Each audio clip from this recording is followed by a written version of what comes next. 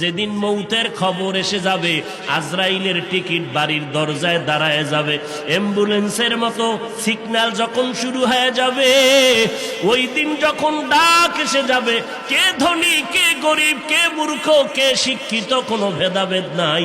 বাজারের 3টা সাদা কাফন রেডি হয়ে যাবে, কবরের সাইজও সমান হয়ে যাবে।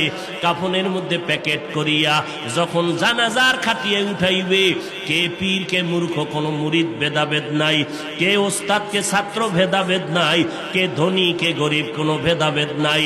কবরের দেশে নিয়ে যখন কবরে রাখিয়া সবাই মাটি দিয়া বিদায় হবে, আর একটা আয়াত পড়িয়া চিৎকার দিয়া বলবে, মিনহা খলাকনাকুম ওয়া ফিহা নুঈদুকুম ওয়া মিনহা নুখরিজুকুম তারাতান উখরা।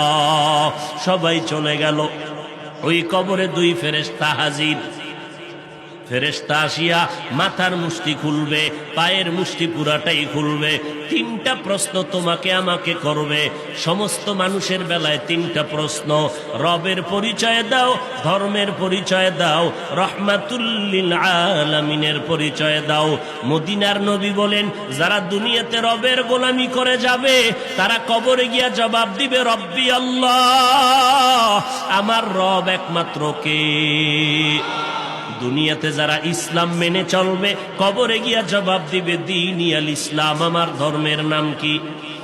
দুনিয়ায় যারা নবীর সুন্নতের আমল করে যাবে, আঙ্গুলের নখগুলো কেমনে কাটবে সেখানেও সুন্নাত, মাথার চুলগুলো কেমনে রাখবে সেখানেও সুন্নাত, বান্দা জুতা কেমনে পরবে সেখানেও সুন্নাত।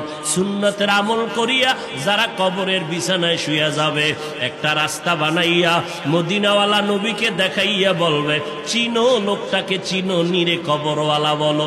যারা আমার মাওলার মোহাব্বতে নবীজির আশিক হইয়া কবরে যাবে, নবীর আশিকেরা নবীরে দেখিয়া চিনে ফেলবে, বলবি নি তো আমার মায়ার নবী।